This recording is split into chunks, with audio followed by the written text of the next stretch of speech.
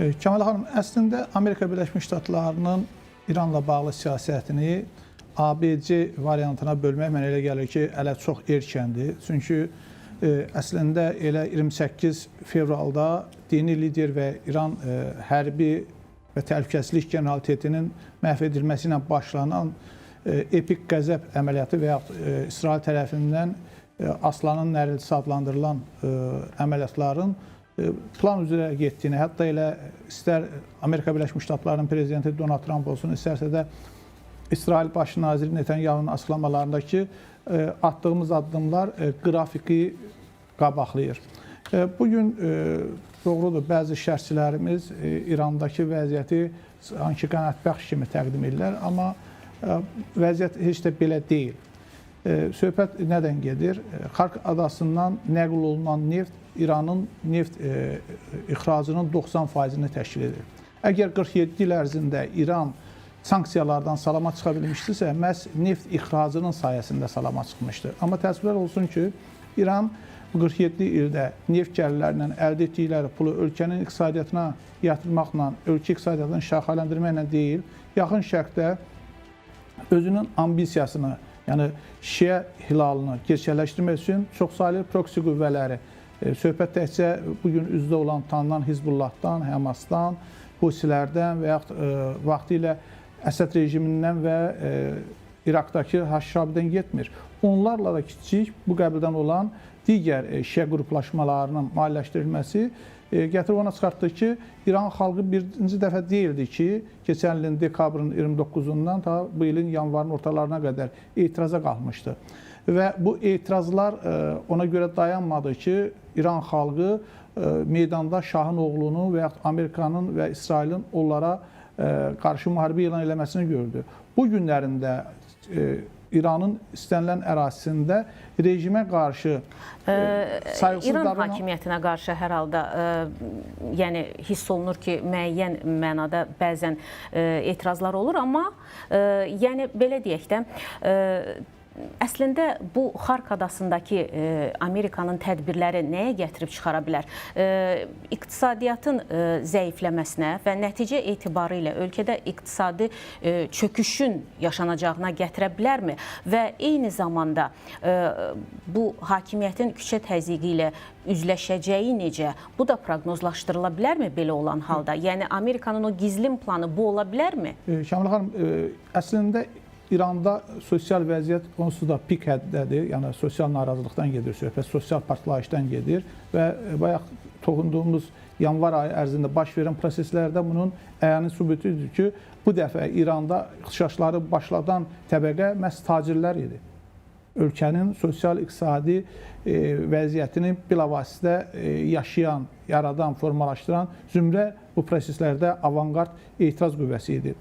Bəli, Xark adasının ələ keçirilməsi və ya İranın bu adada neft ixracının durdurulması ilk növbədə İran iqtisadiyyatına olduqca öldürücü bir zərbə olacaqdır. 90% rəqəm zarafat rəqəm deyil. Çünki İranın əsas arteriya damarı sayılır. Bəli, arteriya damarı sayılır və 90% neftin ölkədən ixrac olunmasına və onun müqabilində ölkəyə ya birbaşa valyuta şəklində və ya hansısa bir həyatı zəruri məhsullar, istər bunlar ərzaq olsun, istər tibbi ləvazimət olsun, istər bugün üçün elə bu iki məhsul qədər də hava su kimi lazım olan hərbi məhsullar olsun, hərbi təyinatlı məhsullar fərqi yoxdur.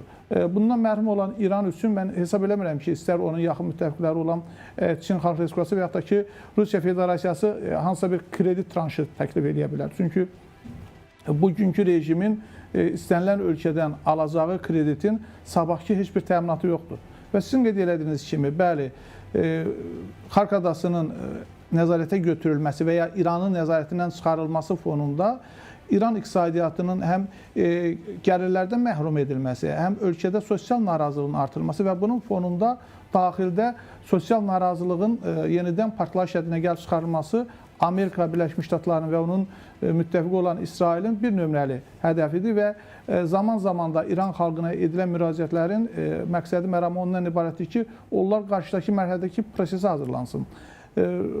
Heç şübhəsiz ki, bu mərhələ, yəni söhbət İranın raket sisteminin və dron fəaliyyətinin dayandırılmasından, tamamilə iflis vəziyyətə düşməsindən sonra İrana quru qoşunlar da yeridiləcəkdir.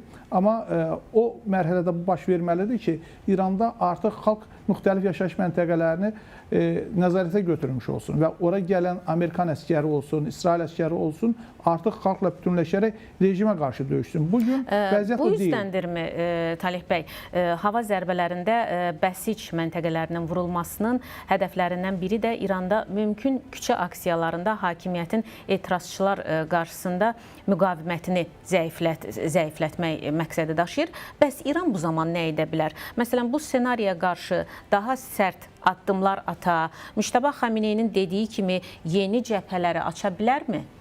İran tarana gedir, İranın alternativi yoxdur və xüsusilə də görüntüsü və səsi yayılmayan yeni dini liderin adından açıqlanan bəyanatda bu məsələlər sizin də vurğuladığınız kimi çox kəskin və çox radikal formada qoyulmuş məsələlər oldu ki, istər təzminat məsələsi, hətta təzminat məsələsi ilə bağlı ritorika olduqca şiddətli formada ifadə olunurdu ki, biz təzminatımızı tələb edəcəyik, əgər atəşkəs olarsa, bu verilmədikdə biz onların əmlakını müsadirə edəcəyik. Bunu da əldə edə bilməsək, onda onların əmlakını dağıdacaq. Yəni, belə olan halda və nəzərə alsaq ki, son günlər artıq İran tərəfindən yaxın şərqdəki Amerika Birləşmiş Ştatlarına məxsus olan bank filialları hədəf alınır. Bu o deməkdir ki, artıq İran özünün də ən çox sevdiyi ənənəvi bir bəyanatlarında qırmızı xəttdən keçən qırmızı cizgilər anlayışını artıq keçmək üzrədir və buna görə də hətta mən deyərdim ki, baxmayaraq ki, bu günlərim məlumat yayıldı ki, Fransa tərəfi ilə məsləhətləşmələr aparılıb Xarici İşlər Nazirliyi səviyyəsində.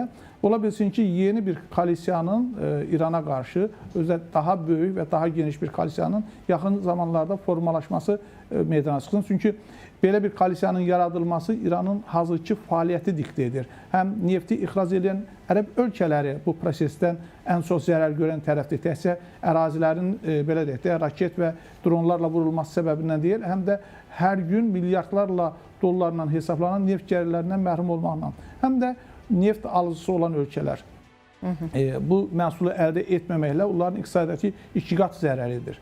Ölkə iqtisadiyyatının belə deyək də hər tərəfli tələbatını təmin edən neft məhsullarının ölkə ərazisinə daxil olmaması iqtisadiyyatın demək olar ki, A'dan Z'yə bütün sahələrini iflis vəziyyətə salır.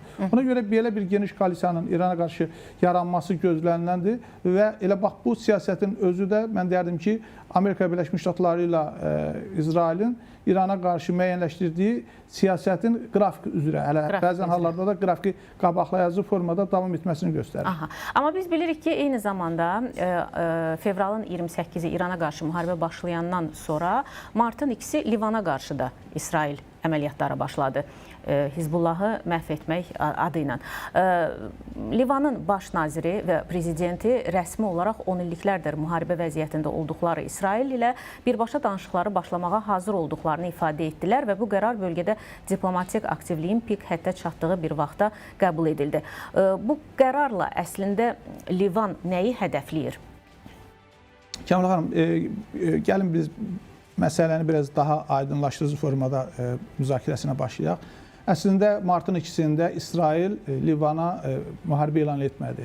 Birinci müharibəni Hizbullah elan etdi ki, onlar İrana qarşı müharibəyə qoşulurlar və öz imkanlarından bu istiqamətdə istifadə edəcəklər. Sadəcə olaraq rəsmi olaraq. Bəli, yəni demək istədiyim odur ki, İsrailə müharibəni Hizbullah tərəfi elan edir və bu müharibənin başlanması ilə İsrail tərəfi də Livan xalqına birbaşa müraciətləri yayıldı və o gündən bu günəcən bu müraciətlər demək olar ki, mərhələli şəkildə təkrarlanır ki, İsrail xalqı, daha doğrusu Livan xalqı Hizbullahı həm Livanın gələcəyi üçün, həm də regionun ümumiyyətlə rifah və təhlükəsizliyi üçün öz ölkəsindən kənarlaşdırılmalıdır, onun fəaliyyətini məhdudlaşdırılmalıdır. Eyni zamanda Livandakı İran Quds qüvvələrinin ölkədən çıxarılmalıdır.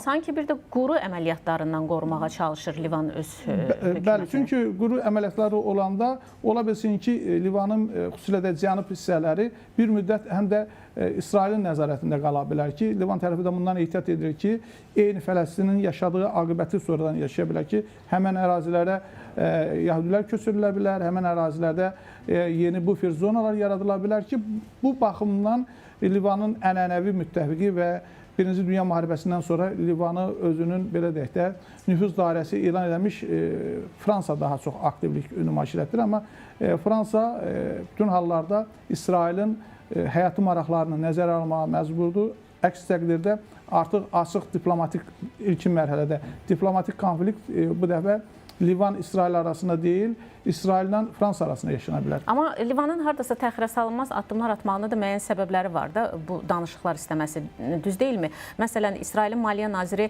Bezalel Smotrich da daxil olmaqla yüksək rütbəli siyasi liderlər ötən həftə Beyrutun cənubunun Qəzzadakı Xan Yunis şəhəri kimi yerlə yeksan ediləcəyi ilə bağlı təhdidlər səsləndirmişdilər.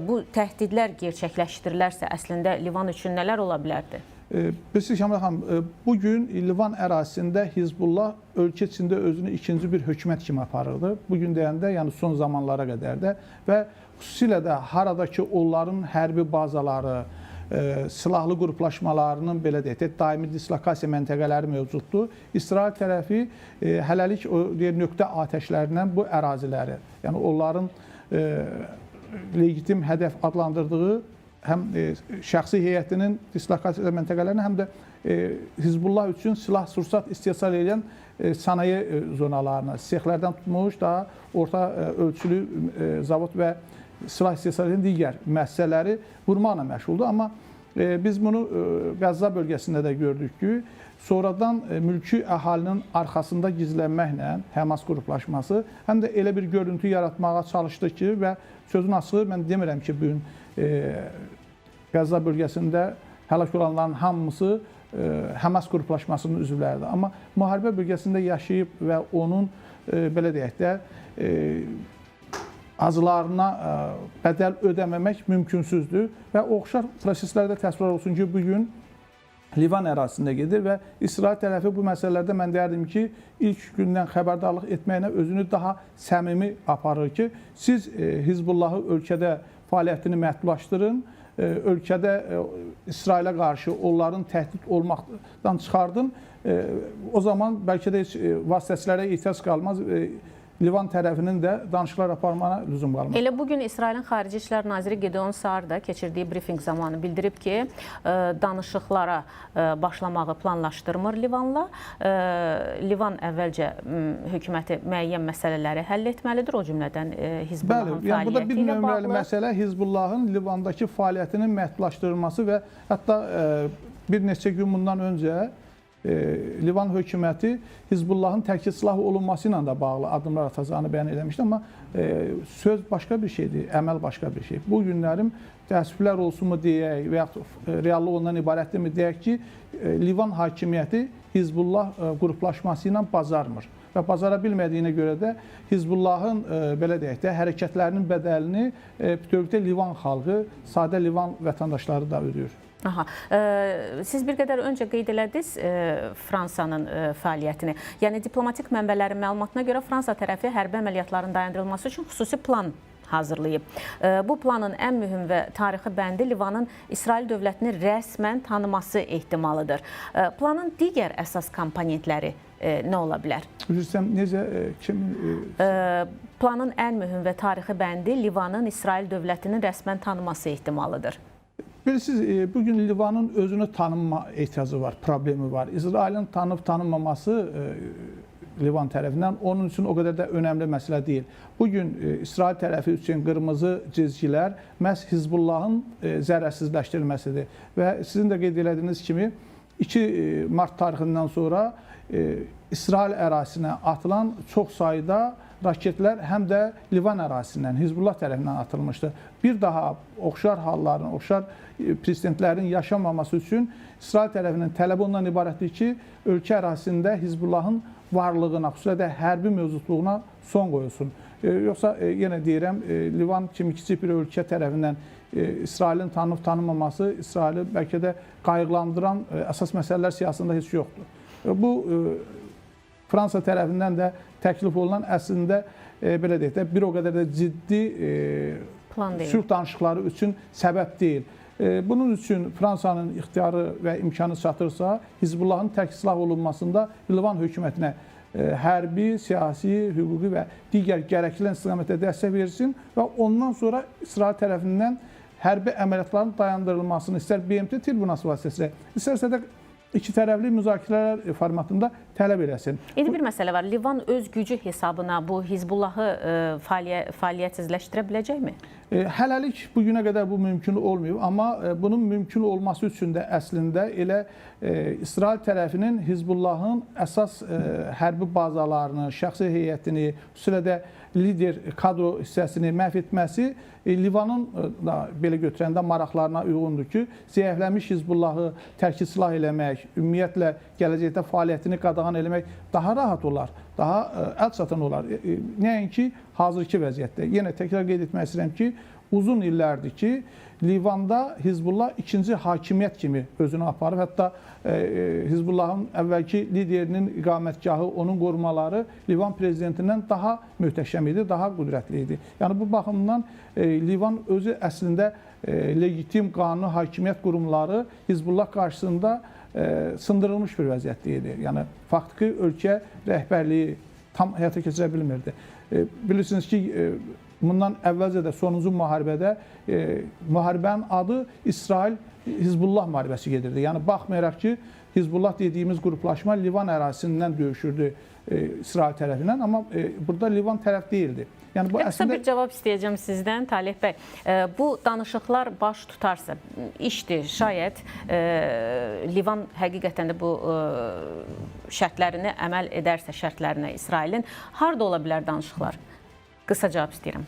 Danışıqların məncə məkanı önəmli deyil. Əsas masaya əyləşmələri. Bəli, əsas İsrail tərəfi üçün Hizbullahla bağlı olan öhdəliyi üzərinə götürüb və onu icra etməsidir. Amma bugünkü reallıqlar onu göstərir ki, Livan istənilən masada bu sözü versə də o sözü tutacaq gücdə malik deyil. Ona görə də İsrailin hələ Livan ərazisində Hizbullaha qarşı hərbi əməliyyatları bir müddətdə davam edəcəkdir.